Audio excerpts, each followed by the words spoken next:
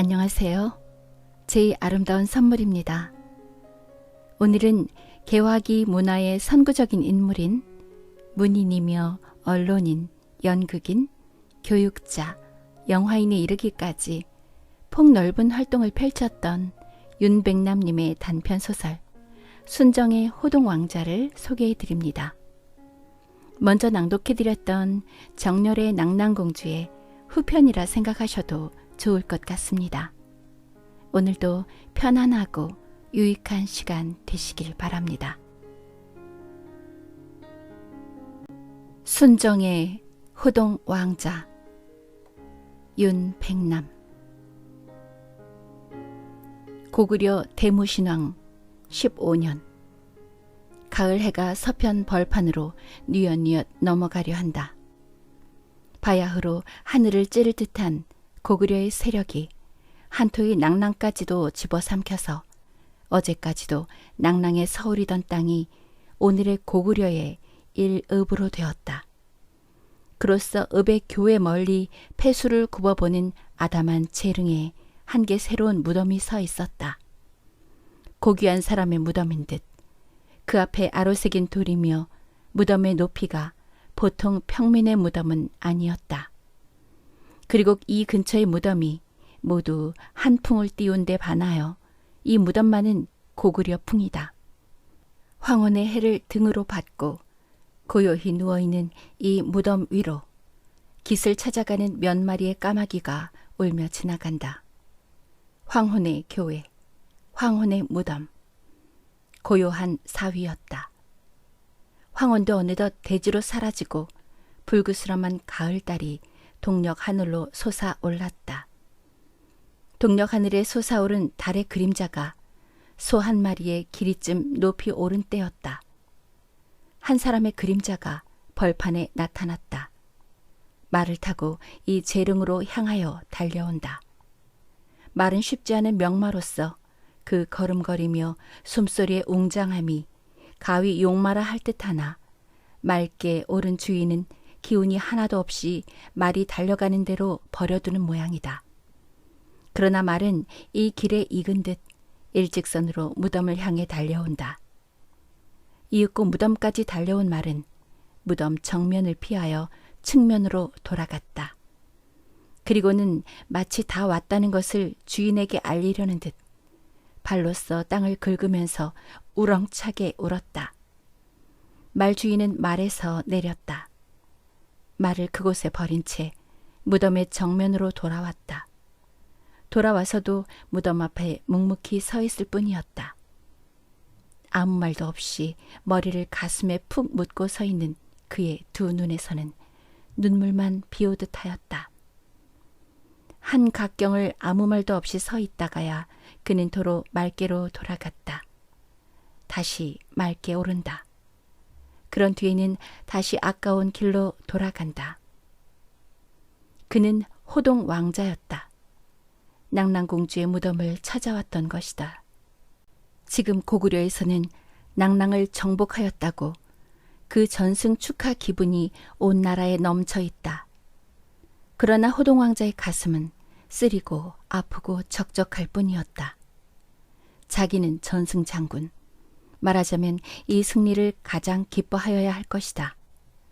그러나 낭랑 영토를 얻는 것과 동시에 가장 사랑하던 낭랑 공주를 잃어버린 왕자는 마음이 조금도 기쁘지 않았다. 낭랑을 정복한다는 것은 연례의 고구려의 숙망으로서 그 숙망을 이루었음에 당연히 기꺼워해야 할 것이다. 바야흐로 뻗어 나아가는 고구려는 인제도 연하여 남으로 북으로 정벌을 거듭하여 대고구려 제국을 건설해야 할 것이다. 이만한 것을 모르는 왕자가 아니었으며 이만한 야심을 안 가진 왕자가 아니었지만 이번에 낭랑 정복의 결과로서 생긴 공주의 참변이 왕자에게는 가슴 아팠다. 더구나 공주는 자기 때문에 목숨을 잃지 않았는가. 낭랑의 국부인 나발과 북을 깨뜨려 버렸기 때문에 낭랑왕 최리의 노염을 사서 참사하지 않았는가. 북과 나발을 깨뜨리라고 지시한 사람은 자기가 아니었던가. 낭랑을 정벌하자면 그 나라의 국보로 되어 있는 북과 나발을 먼저 없이 하여야 하겠으므로 공주의 힘을 빌어서 그것을 깨뜨리지 않았는가. 낭랑의 북과 나발이 없어진 덕에 고구려는 손쉽게 낭랑을 정복하였다. 말하자면 이번의 승리는 공주의 덕이라 할 수도 있었다. 공주는 오로지 왕자 자기에게 대한 애정 때문에 제 나라에 반역을 한 셈이다. 이 크나큰 사랑에 대한 보수를 받지 못하고 공주는 저 세상으로 갔구나. 온 고구려는 전승 축하 기분으로 들떠 있을 이때에 그 전승의 제1공자인 공주는 승리를 보기 전에 저 세상으로 갔구나. 한 걸음만 더 빨리 왔더면 혹은 공주를 구해냈을런지도 모를 것을. 생각하면 생각할수록 왕자의 마음은 더 아프고 쓰릴 따름이었다. 새로이 묻은 이 무덤. 지금 이 아래서 썩어 들어갈 공주의 몸을 생각하면 지난날 낭랑 궁중에서 기뻐 떨던 공주가 연상되어서 가슴을 우겨내는 듯 하였다.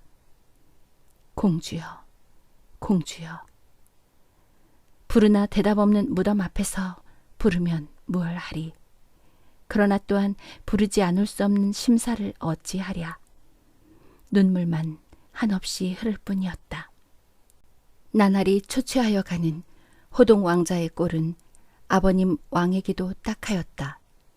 왕도 호동의 가슴 아파하는 까닭을 짐작한다.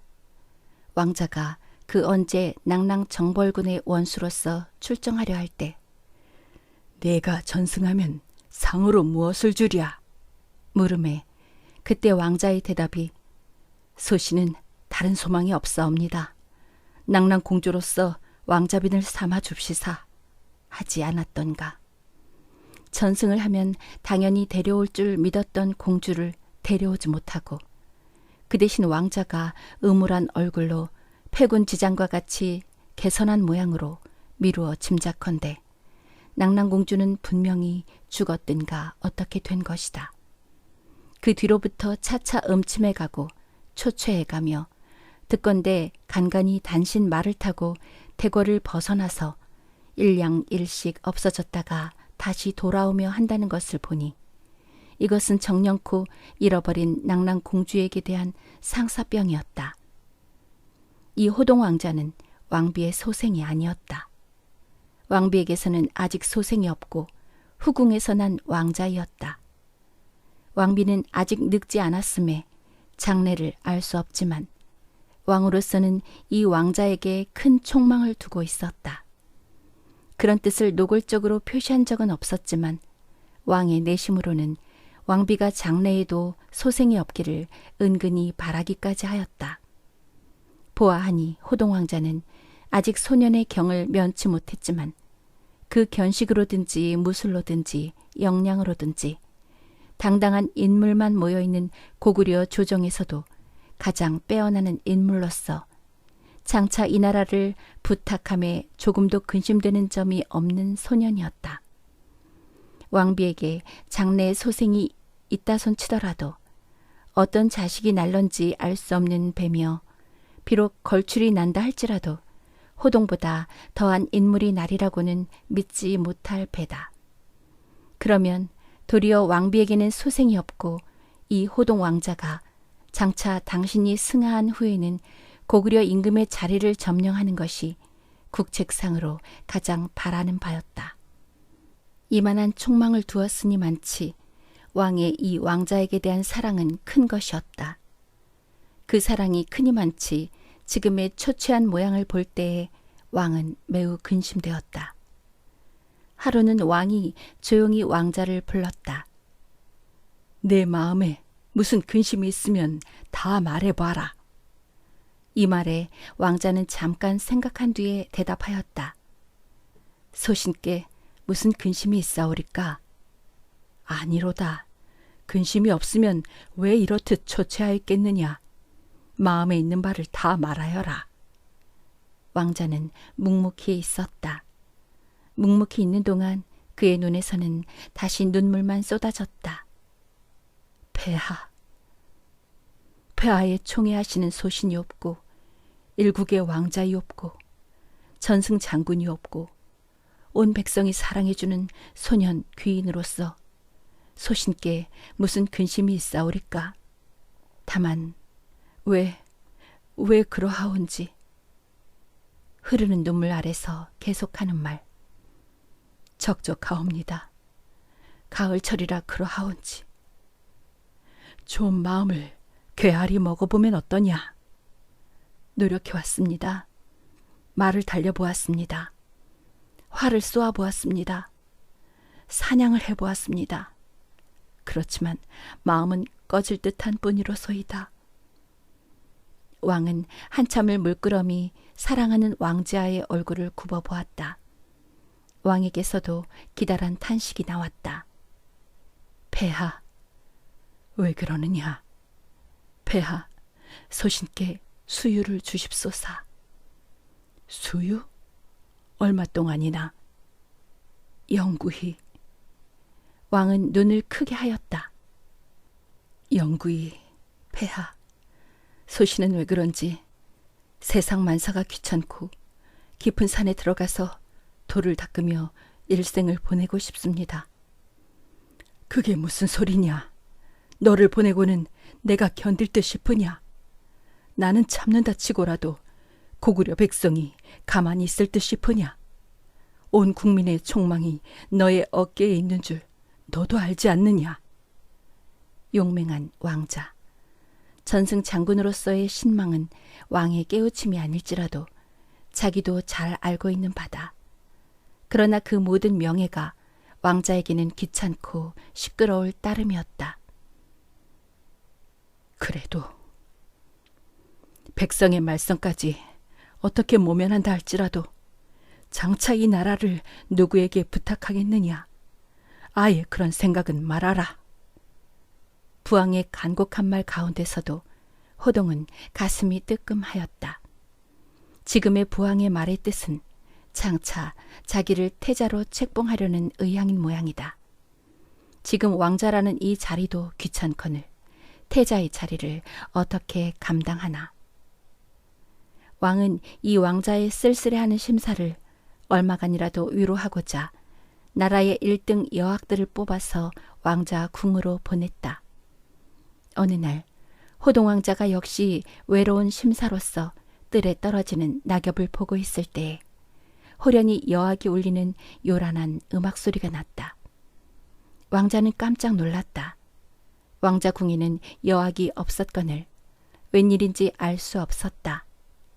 그러나 머지않은 곳에서 나는 것을 보니 이 왕자궁 내에서 나는 것이 분명하였다.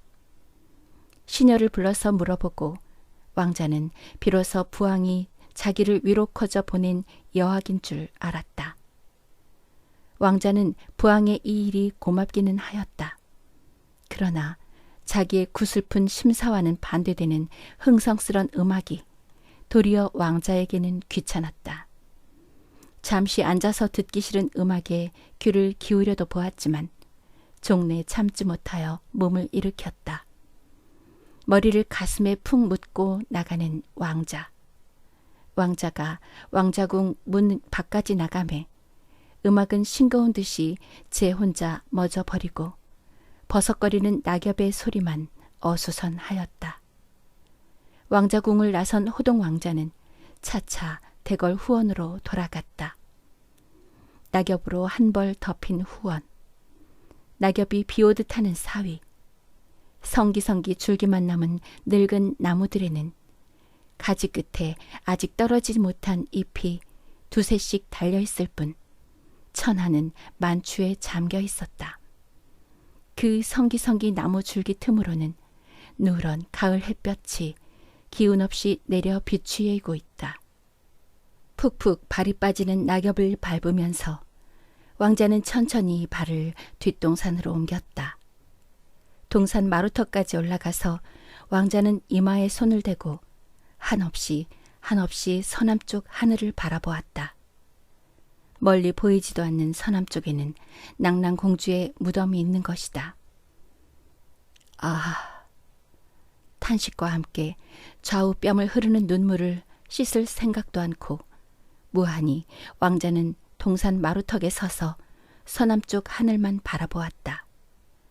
가을에 떨어지려는 서남쪽. 얼마 전까지도 낭랑 영토, 그것이 지금 자기네 영토가 되기는 되었다. 허나 이것을 자기네 영토로 만들기 위하여 공주는 저 세상으로 간 것이 아닌가. 그것은 첫 겨울 어느 날이었다. 그날도 후더덕 대궐을 벗어난 왕자는 또한 말을 달려 공주의 무덤에까지 가서 한참을 통곡을 한 뒤에 도로 맥없이 서울로 돌아왔다. 돌아온 때에는 벌써 밤이 깊었다. 첫 겨울. 낮에는 그래도 아직 그다지 춥다 할 수도 없지만 밤에 들어서서는 꽤 추웠다. 그러나 추위조차도 감각 못하고 망연히 대궐로 돌아온 왕자는 말을 버리고 무거운 걸음으로 왕자 궁으로 향하였다. 향하여 가다가 그는 시야 한 끝에 화광이 보이므로 문득 그리로 주의를 한순간 가하였다. 불빛이 얼른거리는 것이 내전 왕후궁이었다. 왕자는 의아히 여기었다. 밤도 이미 깊고 그 위에 날씨도 꽤 서늘한데 왕후궁 뜰에 불 그림자가 얼른거리는 것이 수상하였다. 왕자는 잠시 의아하여 그것을 바라보다가 왕후궁 쪽으로 발을 옮겼다. 거진 가까이 이르렀다. 이르러 보매 기괴한 일이었다. 왕후궁 뒷모퉁이에 조그만 모퉁이에 단을 하나 묻었다. 단에는 쇠구가 놓여 있었다. 그리고 무녀가 그 앞에서 무슨 기원을 드리고 있고 그 위에 수상한 것은 이 추운 밤에 왕후까지 시녀 몇을 데리고 나와서 그 앞에 꿇어 앉아 있는 것이었다. 호기심이라기보다 의심이 덜컥 난 왕자는 발소리를 감추어 가지고 더 가까이 갔다. 감에 차차 명료히 들리는 무녀의 기원성. 호동이에게 천사를 내려줍시사. 다른 모든 말은 들리지 않았다. 이 한마디만이 명료히 들렸다. 왕자는 가슴이 덜컥하였다. 맹나고 괴상이 떨리는 가슴. 왕자궁으로 돌아온 그는 궁인들을 모두 멀리 물리쳤다. 물리친 뒤에 그는 그 자리에서 엎드려 통곡했다. 짐작이 가는 일이었다.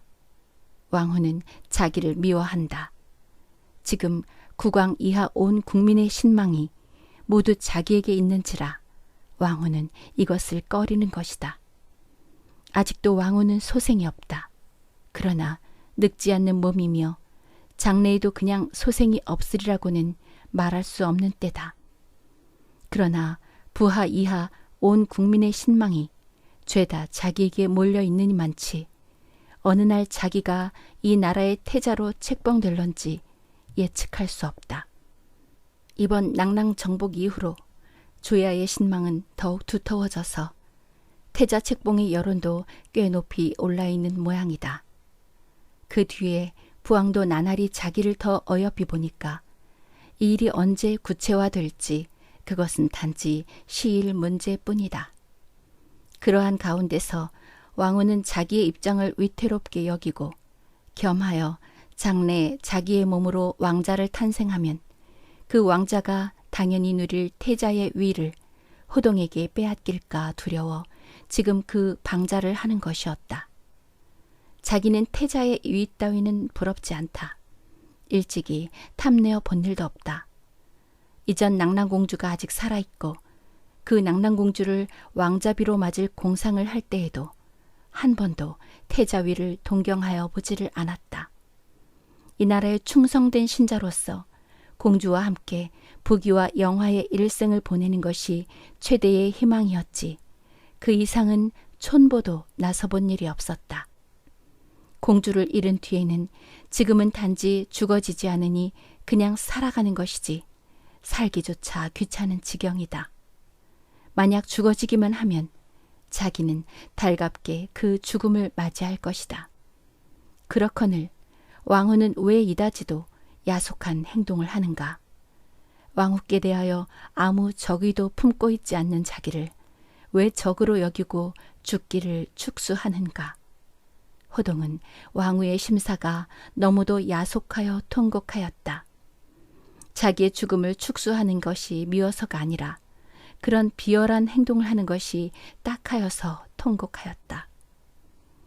그로부터 수일을 호동은 어전에 불리워서 태자로 책봉될 내일을 들었다. 그때 호동은 단연히 이를 거절하였다. 폐하, 소신께는 과한 짐이로소이다. 어리석은 소신이 어찌 그런 중임에 견디오리까? 굳이 말아 주십시오. 사양치 마라.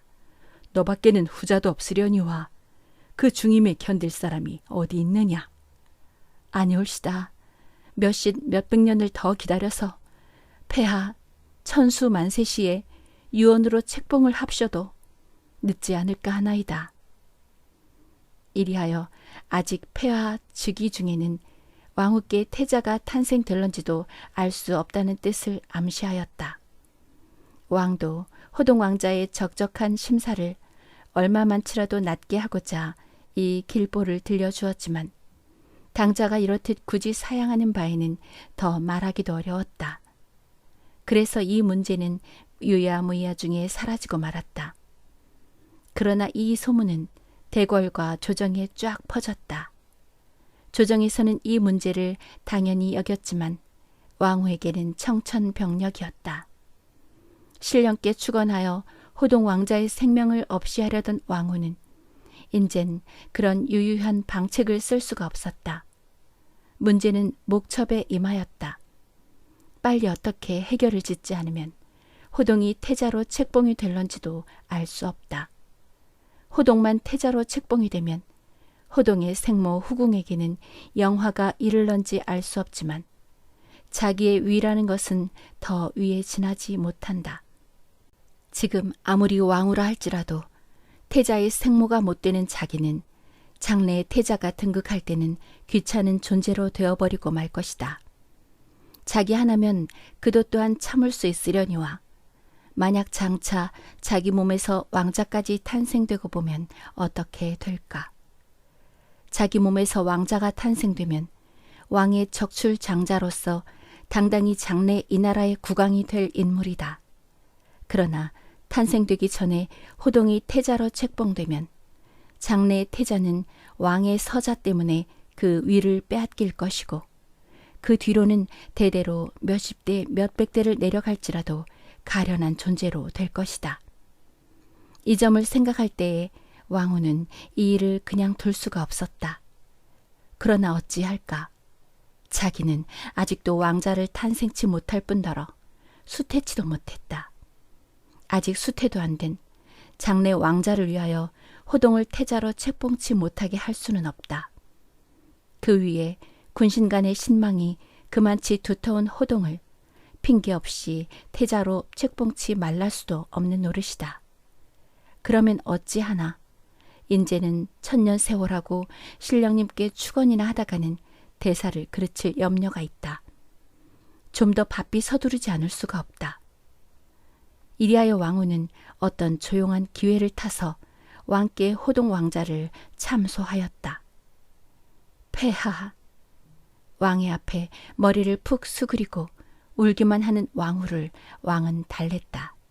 폐하. 왜 그러오? 폐하. 신을 죽여줍시사. 후는 그게 무슨 말씀이오? 폐하께 죽을 죄를 지었습니다.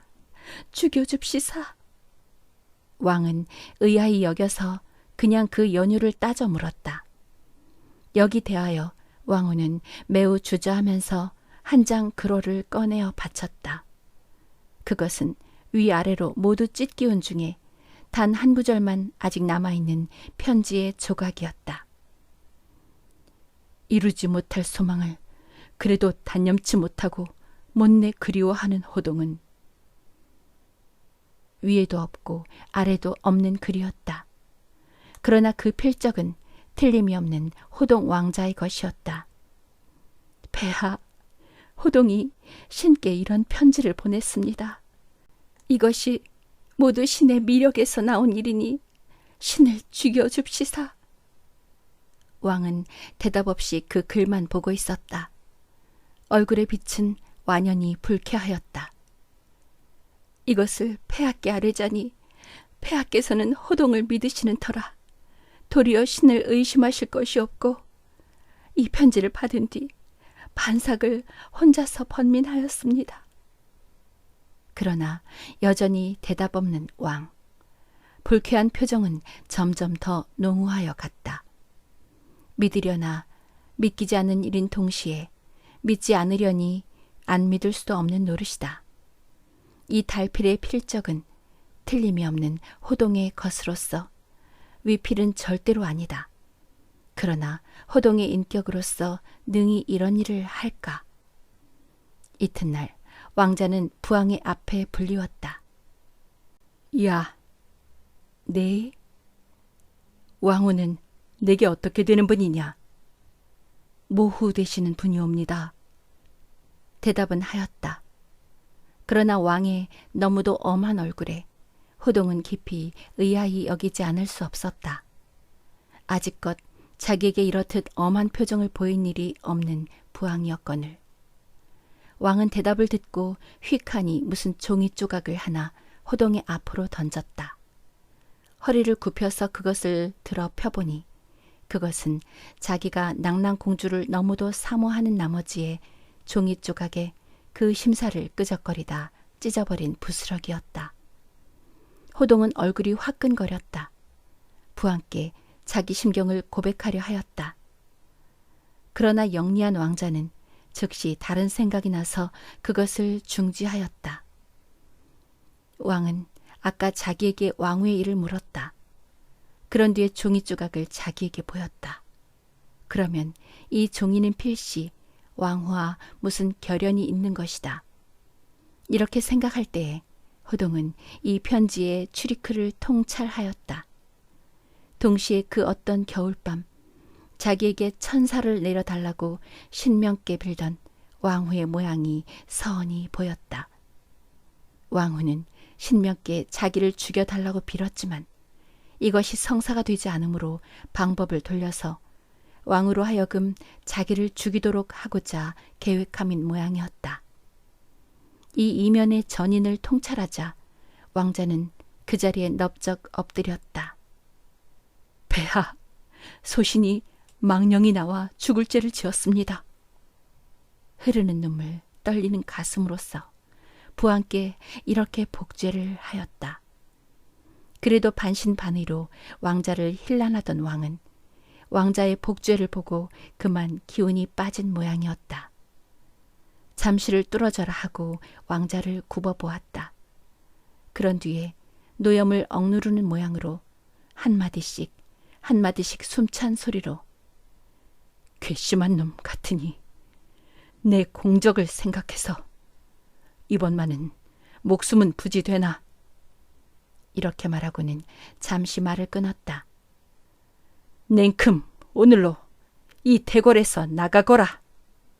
고 호령을 하였다. 왕자는 가슴에 머리를 푹 묻고 왕자 궁으로 돌아왔다. 뒤따라 들어오는 사람의 발소리가 들리므로 돌아보니 수년간을 충실히 왕자에게 시종들던 무장 하나이 따라 들어온다. 왕자는 모른 체하고 그냥 가려 하였다. 그러나 무장이 뒤따라와서 왕자의 맞은편까지 와서 섰다. 전하, 왜 전하의 청백을 변명 안 합시오? 눈물을 죽죽 흘린다. 그 뜻은 고마우나 내 청백을 변명하자면 자연히 모후의 불미를 밝혀야 할 것. 인신되고 인자된 도리로서 못할 노릇이오. 그렇지만 전하 억울하옵니다. 왕자는 그 말에 응하지 않고 거실로 들어갔다. 흐리던 일기가 저녁 때부터는 끝내 눈보라를 치기 시작하였다. 바람소리 귀곡성같이 요란하고 완강한 대궐의 문들도 바람에 소란이 덜컥거리는 눈보라의 밤이었다.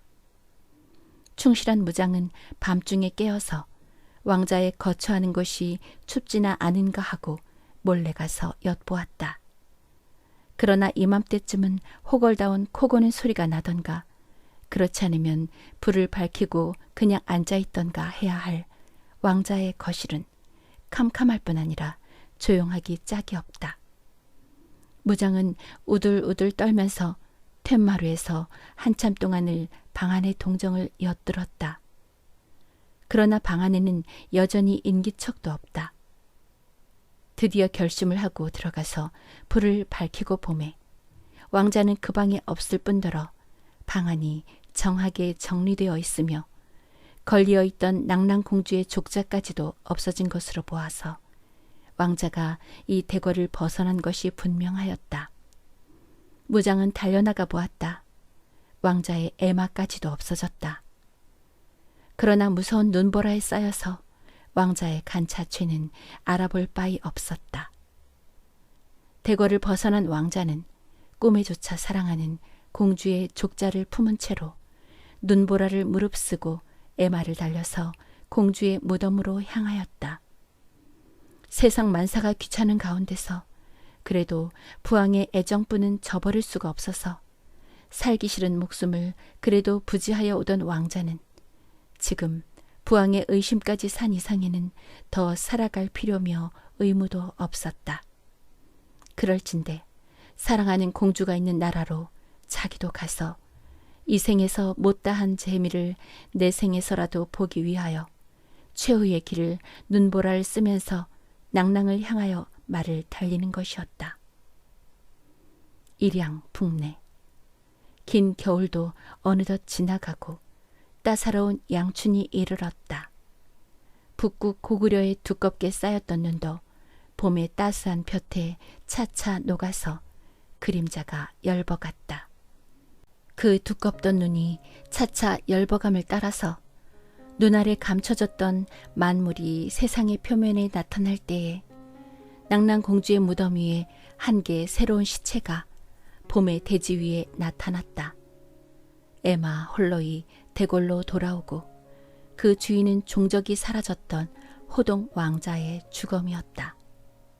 수일 후 온 고구려 백성의 조상 아래 이 왕자의 시체는 공주와 합장을 하였다. 해로는 못하였지만 동열한 왕자와 공주의 무덤에는 사시 고구려 백성들의 애모의 향 연기가 끊어지는 날이 없었다.